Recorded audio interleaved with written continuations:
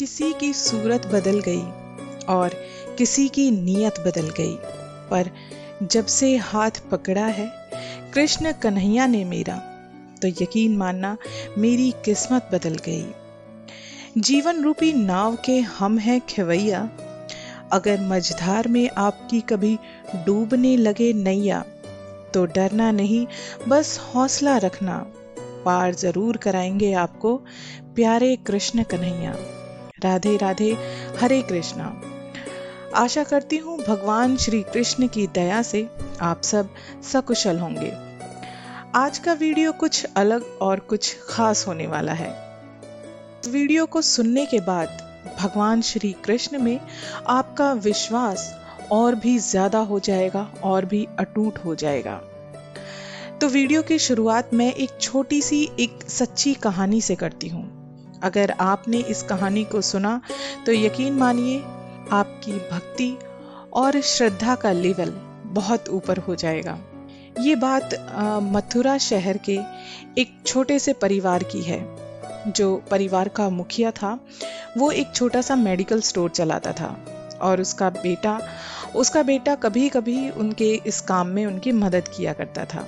लेकिन जो घर के मुखिया थे उनका भगवान श्री कृष्ण में बहुत ज्यादा विश्वास था। सोते जागते उठते बैठते हर काम वो भगवान श्री कृष्ण को समर्पित करते थे। अब उनकी उम्र हो चली थी तो उन्होंने अपने बेटे से कहा कि मेरे जाने के बाद उनकी दुकान के अंदर जो छोटा सा मंदिर था, जो कृष्ण कन्हैया की जो मूर्ति थी, उन्होंने कहा कि बेटा जैसे मैं इनकी सेवा करता हूँ वैसे ही तुम भी इनकी ऐसे ही सेवा करना और तब अपना काम शुरू किया करना, अपने दिन की शुरुआत किया करना। लेकिन उनका बेटा नास्तिक था, वो भगवान में विश्वास नहीं करता था, भगवान को नहीं मानता था। पिता ने बेटे से एक बात कही कि बेटा जिंदगी में जब कभी भी परेशान हो या कोई दिक्कत तुम्हें बहुत परेशान करने लगे तो एक बार मेरा कहा मानकर सच्चे दिल से कृष्ण कन्हैया से अपनी परेशानी कह देना, और अगर वो ना सुने तब मुझे बोलना कि हाँ तुम्हारे पिता गलत थे। समय बीतता है और एक दिन घर के जो मुखिया होते हैं वो अपना शरीर त्याग देते हैं। अब जो उनकी दुकान थी, उनका जो मेडिकल स्टोर था, वो पूरी तरह उनका जो बेटा था वो संभालने लगा। वो दुकान पर तो जाता था लेकिन ना कभी मंदिर की साफ सफाई करता था, ना कभी मंदिर में दिया जलाता था। वो भगवान को मानता नहीं था। एक दिन बहुत तेज बारिश हो रही थी और वो अपने कुछ दोस्तों के साथ, 2-3 दोस्तों के साथ दुकान में बैठकर ताश खेल रहा था। अचानक उस तेज बारिश में एक छोटा सा बच्चा दुकान पर आता है और बोलता है कि भैया मेरी माँ बहुत बीमार है, उनके लिए ये दवाई दे दो। तो वो खेलते हुए, अपने दोस्तों के साथ खेलते हुए, उसे लगता है कि उसके सर के ऊपर जो शेल्फ है उसमें जो दवाई रखी है वो ये दवाई है जो बच्चा मांग रहा है। तो वो खेलते हुए ज्यादा ध्यान ना देते हुए उठाकर वो दवाई उस बच्चे को दे देता है।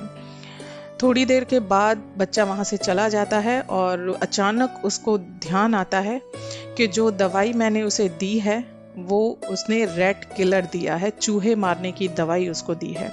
वो इतना घबरा जाता है, ना उस बच्चे का पता उसको मालूम होता है, ना उसको ये पता होता है कि बच्चा इतनी तेज बारिश में कहाँ से आया था।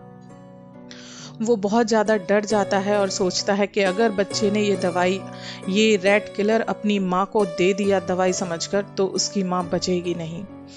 वो बहुत घबरा जाता है। अचानक उसे अपने पिता की वो बात याद आती है। वो पहली बार कृष्ण कन्हैया जी के सामने जाकर हाथ जोड़ता है कि भगवान अगर आप कहीं हो इस दुनिया में तो आज मैं जिस मुसीबत में हूँ मुझे इस मुसीबत से निकाल लो। मुझसे बहुत बड़ा अनर्थ हो गया है, मेरी लापरवाही के कारण आज एक छोटे से बच्चे की माँ चली जाएगी। ऐसा मत होने देना प्रभु, ऐसा होने से कुछ भी करो, ऐसा होने से रोक देना।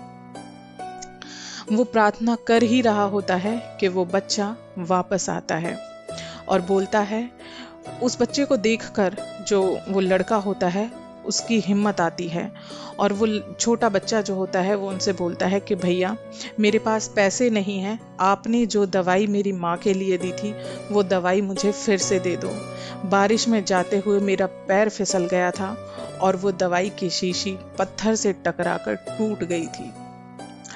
ये कहानी सुनाते हुए आपको मेरी आंखों में आंसू आ रहे हैं। उस लड़के के मन पर जो इस चीज का असर हुआ, उसे उस दिन ये पक्का विश्वास हो गया कि हाँ, अगर दिल से कन्हैया जी को पुकारा जाए तो वो किसी ना किसी रूप में आकर, अगर वो हमें सामने नहीं दिखाई देते, इसका मतलब ये नहीं है कि वो है नहीं।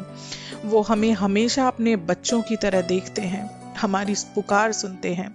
जैसे एक छोटा सा बच्चा रोकर अपनी माँ को पुकारता है तो हर काम छोड़कर उसकी माँ को बच्चे के पास आना ही होता है, वैसे ही हमारे सब कुछ हैं हमारे मुरली वाले। जब भी हम उन्हें सच्चे दिल से याद करते हैं तो उन्हें भी अपने हर काम को छोड़कर हमारी सुननी पड़ती है। बहुत सारे लोग ऐसे होते हैं जिन्हें भगवान में विश्वास नहीं होता, जो इस घमंड में रहते हैं कि हम वही चीज मानते हैं जो हम अपनी आंखों से देखते हैं। जिस दिन हम भगवान को अपनी आंखों से देखेंगे उस दिन हम भगवान में विश्वास करेंगे। तो ऐसे लोगों के लिए मैं सिर्फ यही कहना चाहूंगी कि क्या ऐसे लोग अपने हाथ के जर्म्स देख सकते हैं, अपने हाथ के कीटाणु देख सकते हैं अपनी आंखों से? जवाब होगा नहीं।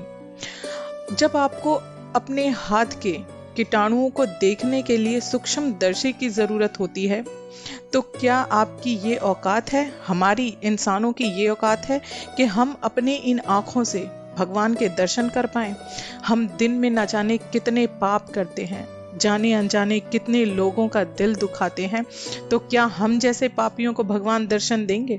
और मैं कहती हूँ कि अगर पुकार द्रौपदी जैसी हो, मीरा जैसी हो, सुदामा जैसी भक्ति हो, तो भगवान श्री कृष्ण को कलयुग में भी आना पड़ता है।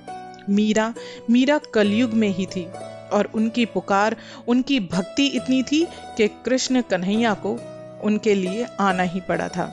जो लोग बात बात पर बोलते हैं कि भगवान हमारे सामने हमें दिखेंगे तो ही हम भगवान में विश्वास करेंगे, मैं ऐसे लोगों से पूछना चाहती हूँ, क्या आपने अपने पापा के पापा के पापा को, अपने परदादा, उनसे ऊपर जो हैं अपने पूर्वजों को भी देखा है?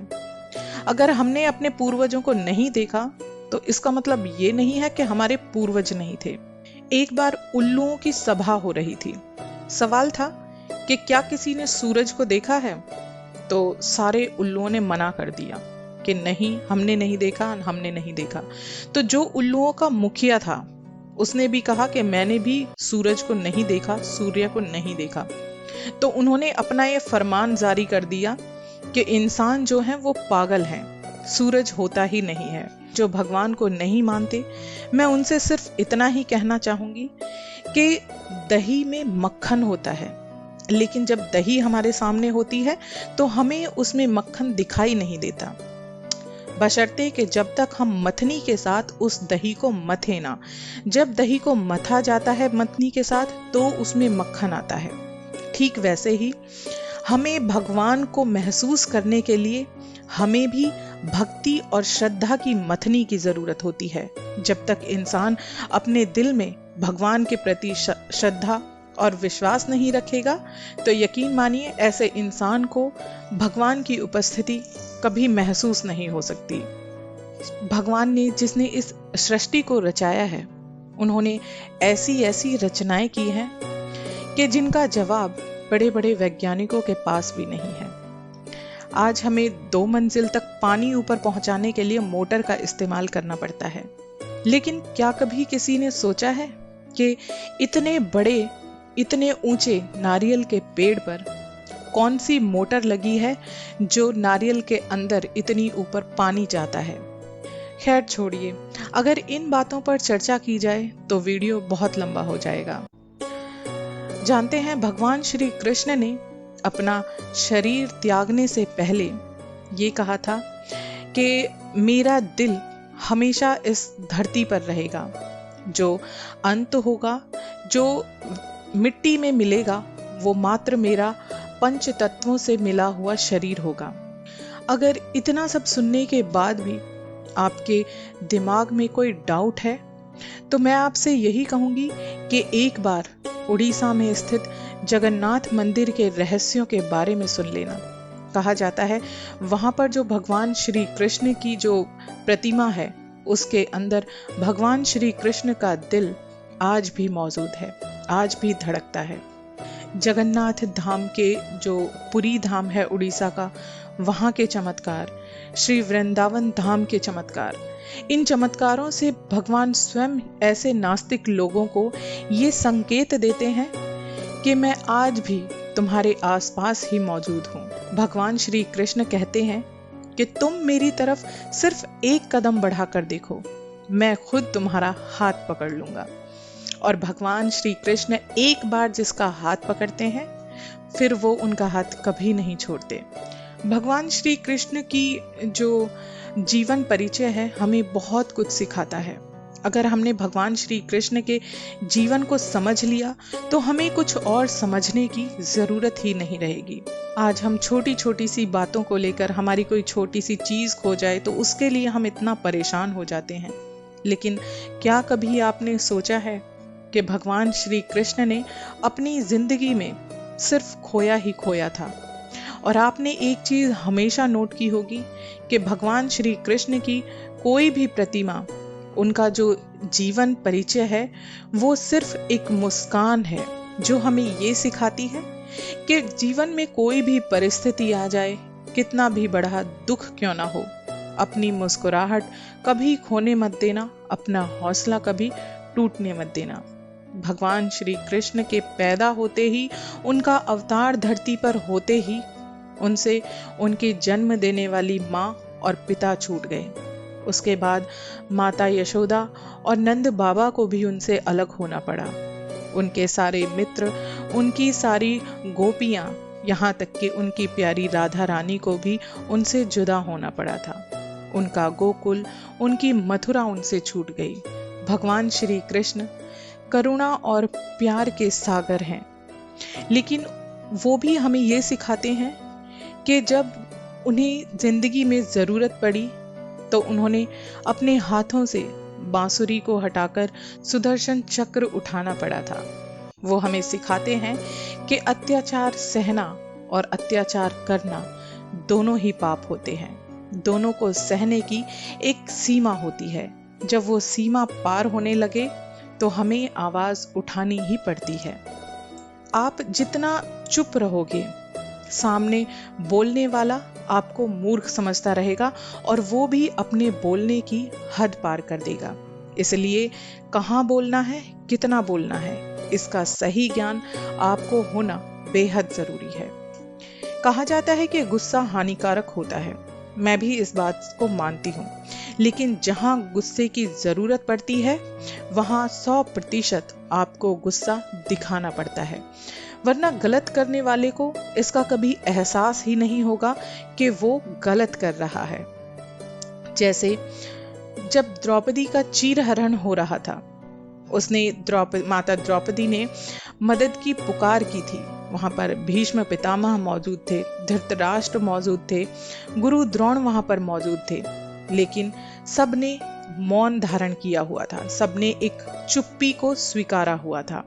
अगर उस समय उन्होंने इस अत्याचार के खिलाफ आवाज उठाई होती तो शायद ये कुरुक्षेत्र का युद्ध ना होता।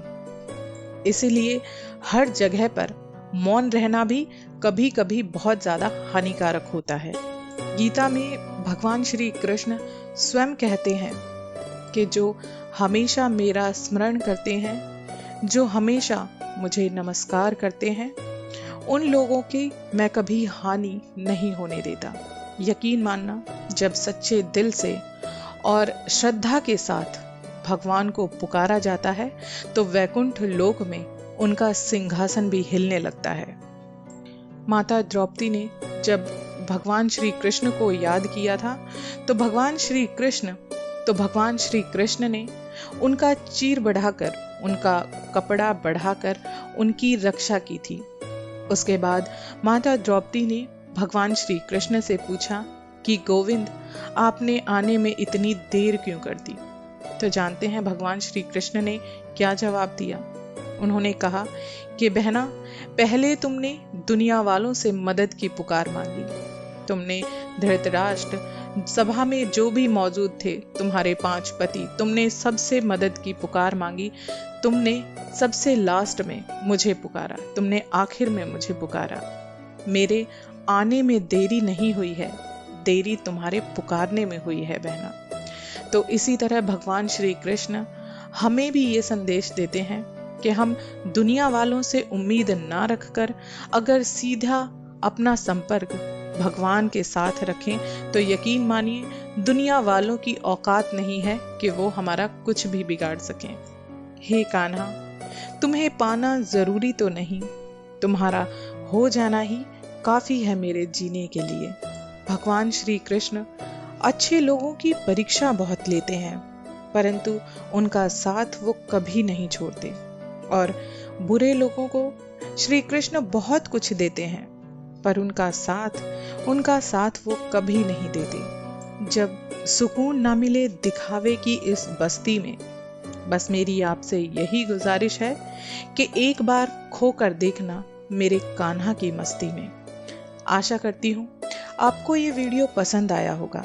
अगर मेरा ये वीडियो आपको अच्छा लगा है तो प्लीज़ मेरे चैनल को सब्सक्राइब कर दीजिए, ताकि आगे आने वाले मेरे वीडियोस आप आसानी से सुन पाएं। तब तक के लिए आप सभी कृष्ण भक्तों को मेरा प्यार भरा राधे राधे, हरे कृष्णा।